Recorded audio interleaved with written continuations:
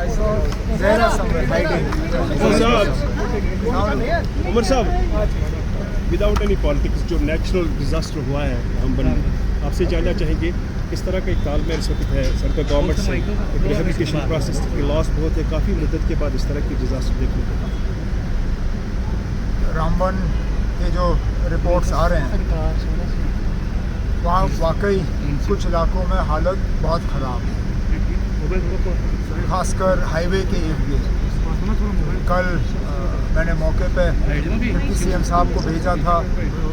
मुकामी जो हमारे एमएलए दो हैं रामबन के और बानीहाल पे के, वो भी मौके पे मौजूद हैं। कोशिश की जा रही है कि फौरी तौर जो है एक तो हाईवे को हम रिस्टोर करें, हाईवे के रेस्टोरेशन के साथ साथ जो रेजिडेंशियल एरियाज़ इन पस्सियों में जो है बह गए हैं उनको हम किसी तरह जो है रिस्टोर करें।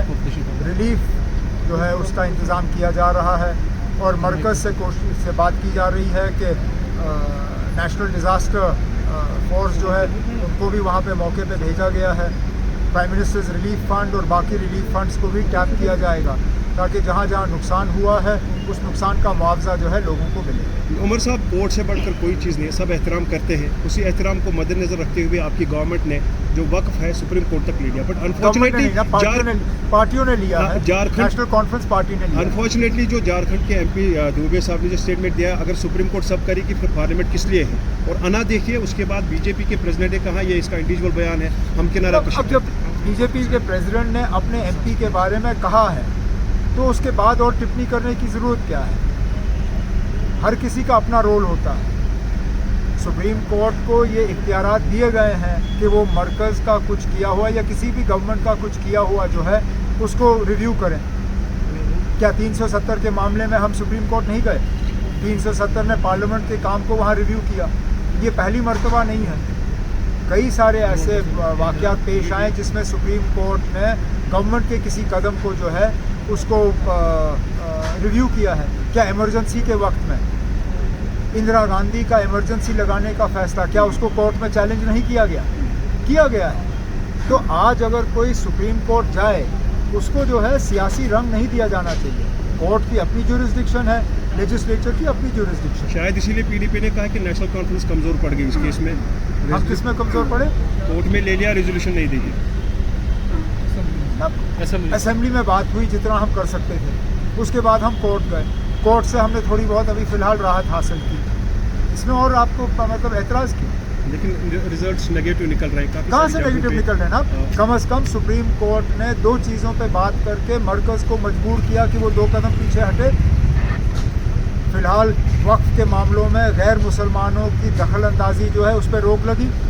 सेल्फ डिक्लेयर्ड वक्फ जो है उसको रोका नहीं जा रहा है। सुप्रीम कोर्ट को अपना काम करने दीजिए, उनके फैसले का हम इंतज़ार करेंगे। सर, इस नेचुरल क्लैमिटी के बाद जो फ्यूल होर्डिंग वगैरह की जा रही है, फ़िलहाल मैं लोगों को ये यकीन दिलाना चाहता हूँ कि किसी चीज़ की अभी कमी नहीं है। होर्डिंग की कोई ज़रूरत नहीं है, ना यहाँ पे किसी को ब्लैक मार्केटिंग करनी चाहिए। हुकूमत को, अफसरों को वाज़िया हिदायत दी गई है कि जहाँ पे भी ब्लैक मार्केटिंग हो, जहाँ पे भी अननेसेसरी जो है कीमतें बढ़ाई जा रही हैं, वहाँ सख्त पाबंदी जो सख्त कार्रवाई की जानी चाहिए। इसमें पुलिस को शामिल करके उनके खिलाफ केस की जानी चाहिए और अगर कहीं पे गिरफ्तारी ज़रूरी पड़े तो उनको गिरफ्तार करना चाहिए। अगर कहीं पे भी, मैं आप सबके ज़रिए लोगों को ये कहना चाहता हूँ, अगर कहीं पे भी ब्लैक मार्केटिंग की शिकायत आ रही है, मेहरबानी करके हुकूमत तक वो शिकायत पहुँचाइए ताकि हम उनके खिलाफ कार्रवाई करें।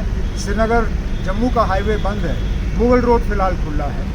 मुगल रोड के ज़रिए अगर ज़रूरत पड़े तो हम सामान ला सकते हैं, लेकिन आज भी हमें उम्मीद है कि 1-2 दिन के अंदर अंदर कम से कम 1 वे ट्रैफिक के लिए हम हाईवे रिस्टोर कर लेंगे। मैं अभी आप लोगों से बात करने के बाद मौके पे खुद रामबन जा रहा हूँ, वहाँ पे हालात का जायज़ा लेने के लिए अफसरों के